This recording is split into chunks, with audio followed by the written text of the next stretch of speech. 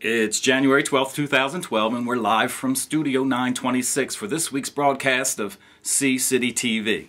I'm your host, Stefan Roots, the C-City blogger. Each week, I'll present a new video featuring the hottest topics discussed on the blog from the week before.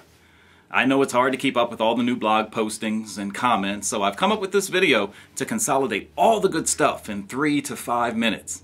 So let's get started. Back on January 5th, we gave you the results of the survey. Are the tickets to the mayor's $100 inauguration ball too expensive? For the first time, we've got 100 people to reply to a survey, and 66% of you said, yeah, the price is too high. The only person to comment on that post said it's good for you if you were able to afford the ticket. Also on the 5th of January, I wrote a story called "The City by the River Closes the Schools."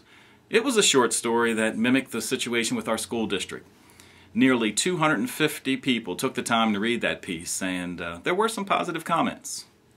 Moving on to January 6th, there was a couple of attractive Chester High baseball caps pictured, and they're for sale. They're orange and they're black, and they have the Clipper ship on the front with the fancy C. Now, I don't know how much they cost, I don't know who's selling them, but included in that post is the email address for 2 of the people that you're supposed to contact if you like the hat.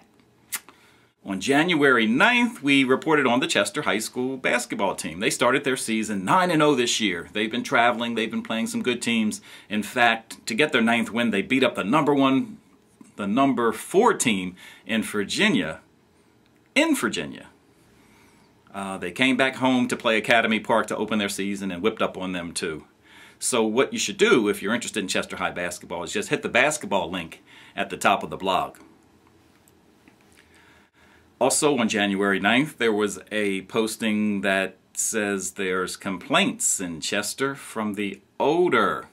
Now it seems as though I'm the only person who's smelling this stuff, but there are times when Chester just reeks.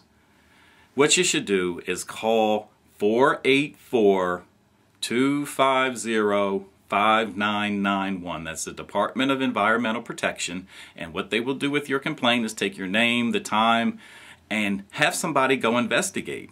Now, they've done that for me a couple times. They've called me back and told me that at least it's not Covanta that the smells are coming from.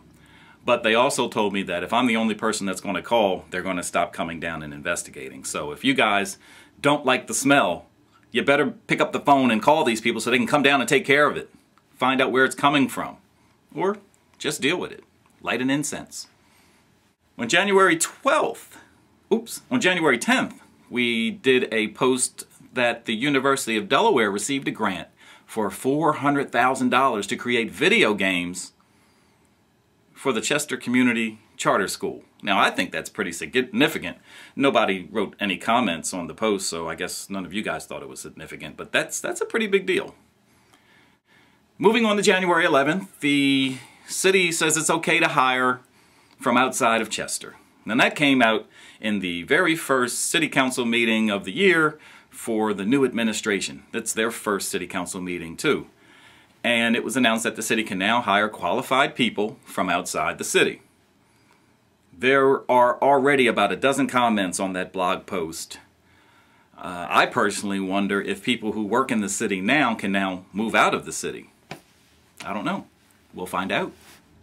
The next post on that day is Congressman Bill Brady. He wrote a piece in the Daily News about all the great work he's doing to bring fresh food to underserved communities. Not too much interest based on the comments that you guys have left so far.